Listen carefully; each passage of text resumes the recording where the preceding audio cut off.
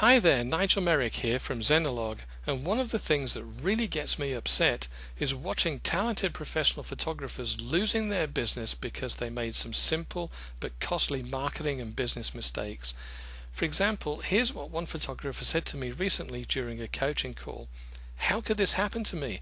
Why have I almost reached the point of actually hating photography? The one thing I truly love to do has turned into a monster that's killed my creativity and passion as a result of the stress that it's brought into my life."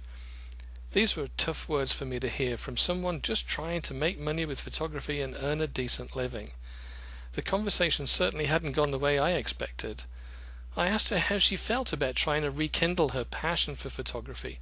How determined was she to overcome these challenges and break through to a place where she felt more creative again?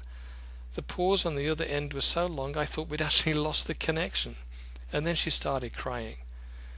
Eventually she simply said that she'd had enough.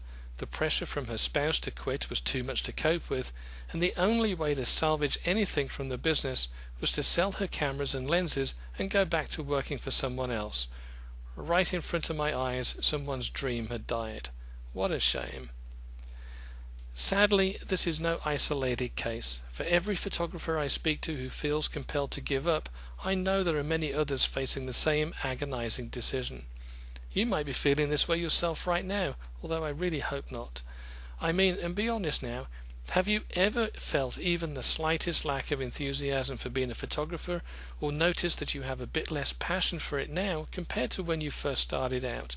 Are you becoming jaded or feeling burned out by the overwhelming stress of simply trying to make your business work? Clearly this is far more common than you might think, but it's also quite unnecessary. More than that, it's damaging the photography industry as a whole. So where did it all go wrong? How in the world did the photographer I quoted at the beginning manage to go from excited entrepreneur with passion and enthusiasm to a burned out wreck who could barely stand the thought of taking another photograph?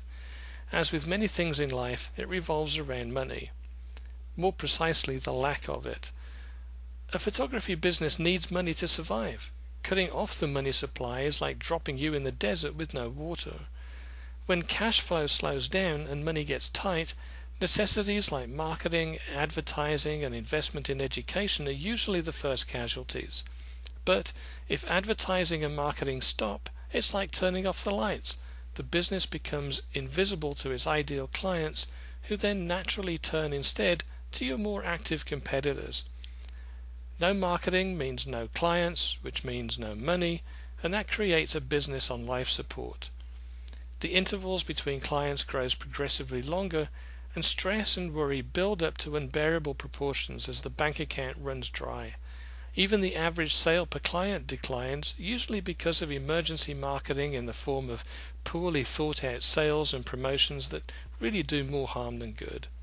Eventually the business will fall beyond the reach of anyone's help, never to recover, all because of the lack of money. After much experience gained from talking with photographers from all corners of the world during website reviews and my weekly Prime Focus consulting meetings, I've identified 5 major areas where professional photographers can make the biggest impact in their pursuit of making more money with photography.